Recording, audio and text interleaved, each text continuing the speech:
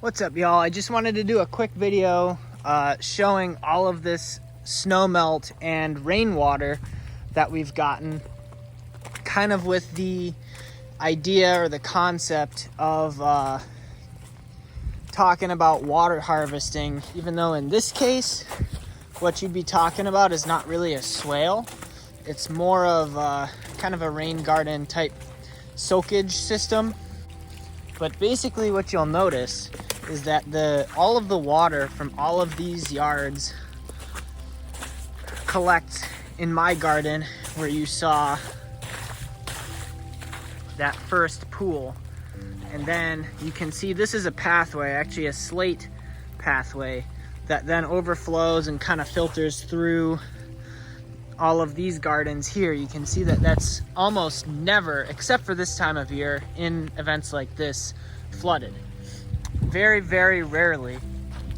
And then you can see that this slushy water down here is also, I'm in my neighbor's yard right now, is also very much flooded, but really all of the water from all the rain has simply just ran down this track here. This is what the deer use to come and decimate all of our plants.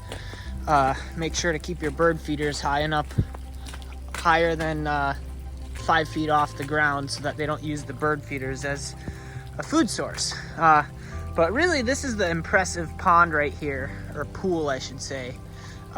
This could, if it were 2 months later, be used as a vernal pool for frogs.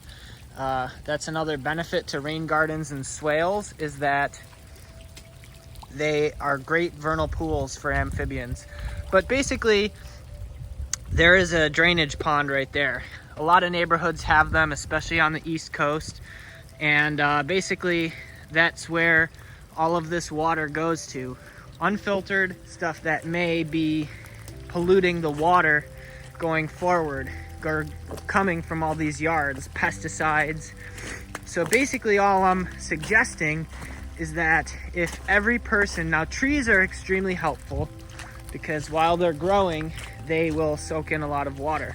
But basically what you would do to stop this or kind of minimize it is you can kind of build soil up and make kind of mounds. If everyone had like a little mound, so that the water kind of stopped, and instead of just shooting down that way, it's not really shooting down that way, but instead of just flowing down that way rather rapidly, it would be, can actually see kind of a decent example of a berm right here, to where the water kind of butts up against these trees here.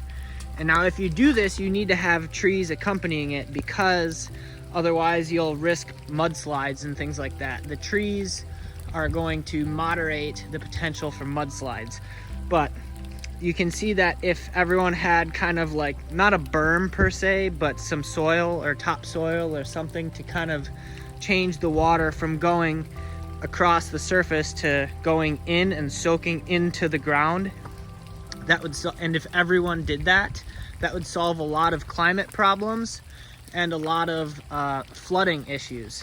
But this soil here, without amending, is just clay. So it's easier for the water, which takes the path of least resistance, to just sit on top and run down into a pond. So the key is compost, or a compost amended topsoil, and then preventing all of that water from just going down into a catch pond without being filtered by soil and plants. Thanks for watching.